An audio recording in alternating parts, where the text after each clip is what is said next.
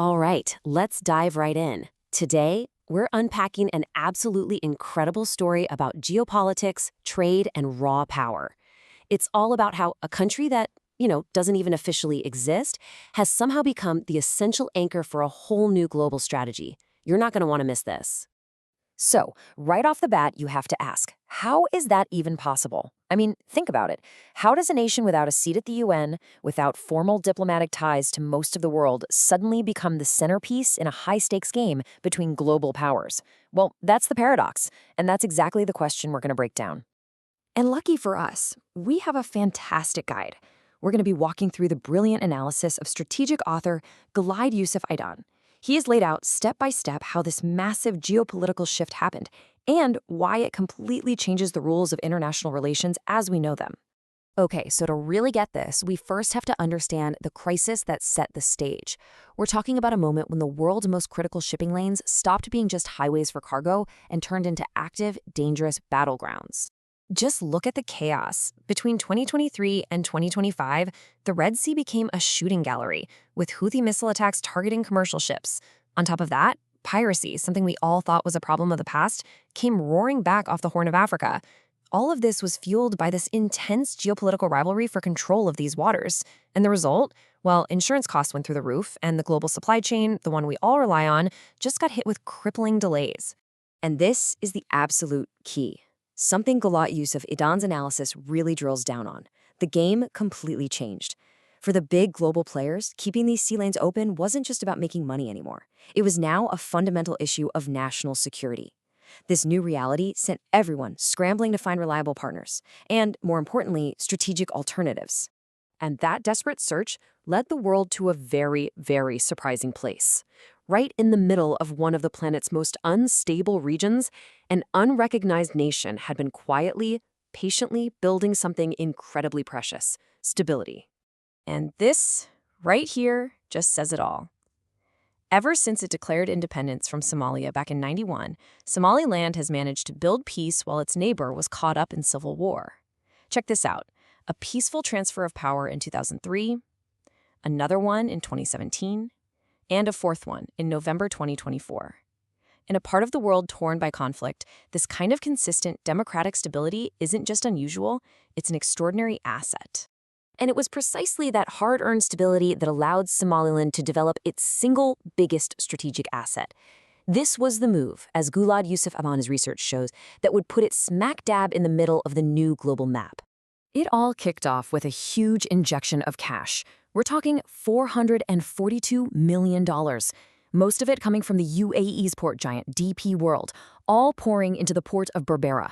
And this wasn't just a fresh coat of paint, this was a total ground-up reinvention. Now, what's so wild about this is just the sheer scale of the transformation. Berba's capacity just exploded, going from a decent 150,000 container units to 500,000. And get this, they're not even done. The next goal is a massive 2 million units. This is how you build a world-class logistics hub from the ground up. And hey, the numbers don't lie. The results were immediate and dramatic. The average time a ship had to wait around just to dock, it dropped from 64 hours down to just 25. The port started grabbing a bigger and bigger slice of regional trade. And all this efficiency started saving shippers real money, over $8 million a year. Suddenly, Berbera was faster, cheaper, and way more reliable than any of its rivals. So a port this stable and this efficient didn't just attract cargo ships, it started attracting powerful new friends. It became the foundation, the cornerstone, for a whole new strategic alliance of countries, all of them looking for a safer way to do business. And it was like a dream team coming together.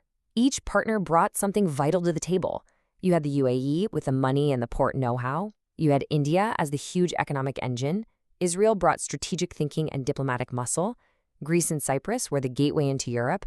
And Ethiopia, the massive landlocked economy next door, was the critical customer base.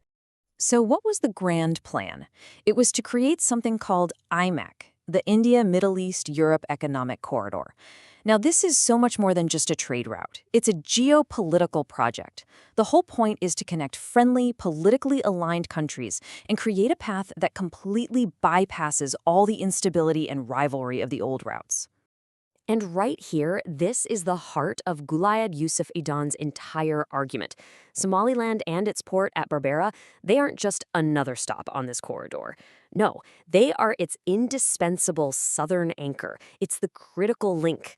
Without this stable, efficient connection point between the Indian Ocean and the Red Sea, the whole project is vulnerable. The whole thing could fail. Of course, when you start building a new power block like this, people are going to notice. The rise of IMSEC, with Somaliland playing such a central role, directly challenged the goals of other big players in the region. And just like that, a new great game was on, a regional chess match. And you can see the two competing visions for the Horn of Africa laid out right here. On one side of the board, you have the 𝐼MEC alliance. Their focus is all on Berbera and securing that crucial east-west trade. On the other side, you have the Turkey-Somalia axis. Turkey sees a huge opportunity to project its own power into the region, using its alliance with Mogadishu to try and control access to the Horn of Africa. It is a classic high-stakes showdown. So what's the big takeaway from all this? As Ghulayed Yusuf Idan explains so clearly, Somaliland's incredible journey actually reveals a powerful new rule that's changing how geopolitics works in the 21st century. And this quote from Ghulayed Yusuf Idan just nails it. Effective governance and strategic viability can generate factual centrality even in the absence of full legal recognition. What that really means is that your real-world importance can now be more powerful than your formal legal status. If you can run your house well and you offer something strategically vital to the world, you can become a central player, whether anyone officially recognizes you or not.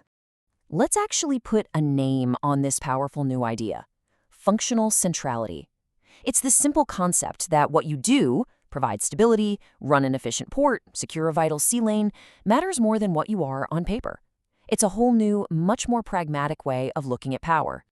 And if you think this is all just academic theory, think again.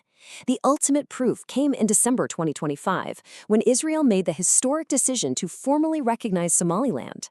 That was the moment. That was the signal to the world that in this new era, strategic reality on the ground comes first, and all the diplomatic paperwork, well, that comes later.